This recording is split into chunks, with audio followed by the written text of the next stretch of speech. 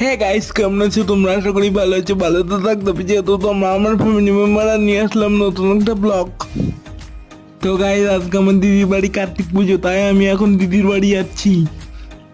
তো গাইস, এসে দেখি পুজো কমপ্লিট, আর কোনো টেক তুলতে পারিনি। এই টেকটা দেখো। দিদি বাড়ি এসেই এখন আমার ভাগ্নি আমার কাছ থেকে ফোন নিয়ে ভিডিও করছে। পুজোর ধমাকাদার মেনু ছিল পোলাও আর আলুর দম। আমার ছোট্ট বাবা মেলায় আসার জন্য খুবই জেদ করছিল, তাই ওকে মেলায় নিয়ে এসেছি। ও মেলায় এসে খুবই আনন্দ করছে। দিদি বাড়ির থেকে বাড়ি এসে একটু হাঁটতে বেরিয়েছি আমরা সবাই মিলে। তো গাইজ, হঠাৎ দেখি আমার বাড়ির পাশে ড্রেনের কাজ চলছে।